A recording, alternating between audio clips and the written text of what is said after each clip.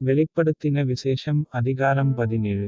7 கலசங்களையுடைய அந்த 7 தூதரில் ஒருவன் வந்து என்னோடே பேசி, நீ வா, திரளான தண்ணீர்கள் மேல் உட்கார்ந்திருக்கிற மகா வேசியோடே பூமியின் ராஜாக்கள் வேசித்தனம் பண்ணினார்களே, அவளுடைய வேசித்தனமாகிய மதுவால் பூமியின் குடிகளும் வெறிகொண்டிருந்தார்களே, அவளுக்கு வருகிற ஆக்கினையை உனக்குக் காண்பிப்பேன் என்று சொல்லி ஆவிக்குள் என்னை வனாந்தரத்திற்கு கொண்டு போனான். அப்பொழுது 7 தலைகளையும் 10 கொம்புகளையும் உடையதும் தூஷணமான நாமங்களால் நிறைந்ததுமான சிவப்பு நிறமுள்ள மிருகத்தின்மேல் ஒரு ஸ்திரீ ஏறியிருக்கக் கண்டேன். அந்த ஸ்திரீ இரத்தாம்பரமும் சிவப்பான ஆடையுந்தரித்து, பொன்னினாலும் இரத்தினங்களினாலும் முத்துக்களினாலும் சிங்காரிக்கப்பட்டு, தன் வேசித்தனமாகிய அருவருப்புகளாலும் அசுத்தத்தாலும் நிறைந்த பொற்பாத்திரத்தை தன் கையிலே பிடித்திருந்தாள்.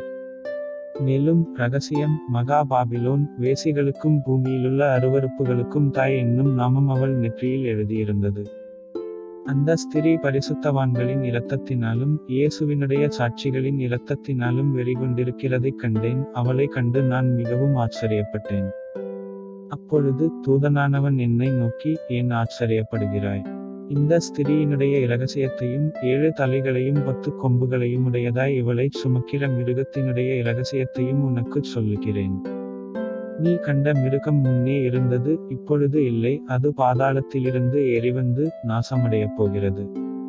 உலகத் தோற்றமுதல் ஜீவ புஸ்தகத்தில் பெயரெழுதப்பட்டிராத பூமியின் குடிகள், இருந்ததும் இராமற் போனதும் இனி இருப்பதுமாயிருக்கிற மிருகத்தைப் பார்த்து ஆச்சரியப்படுவார்கள்.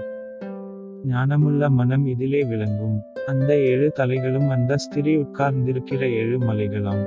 அவைகள் 7 ராஜாக்களாம். இவர்களில் 5 பேர் விழுந்தார்கள், ஒருவன் இருக்கிறான், மற்றவன் இன்னும் வரவில்லை, வரும்போது அவன் கொஞ்சக்காலம் தரித்திருக்க வேண்டும். இருந்ததும் இராததுமாகிய மிருகமே 8ஆவதானவனும் அவ்வேளிலிருந்து தோன்றுகிறவனும் நாசமடையப் போகிறவனுமாயிருக்கிறான். நீ கண்ட 10 கொம்புகளும் 10 ராஜாக்களாம். இவர்கள் இன்னும் ராஜ்யம் பெறவில்லை, இவர்கள் மிருகத்துடனே கூட 1 மணி நேரமளவும் ராஜாக்கள் போல அதிகாரம் பெற்றுக்கொள்ளுகிறார்கள். இவர்கள் ஒரே யோசனையுள்ளவர்கள், இவர்கள் தங்கள் வல்லமையையும் அதிகாரத்தையும் மிருகத்திற்குக் கொடுப்பார்கள். இவர்கள் ஆட்டுக்குட்டியானவருடனே யுத்தம் பண்ணுவார்கள். ஆட்டுக்குட்டியானவர் கர்த்தாதி கர்த்தரும் ராஜாதி ராஜாவுமாயிருக்கிறபடியால் அவர்களை ஜெயிப்பார். அவரோடு கூட இருக்கிறவர்கள் அழைக்கப்பட்டவர்களும் தெரிந்து கொள்ளப்பட்டவர்களும் உண்மையுள்ளவர்களுமாயிருக்கிறார்கள் என்றான்.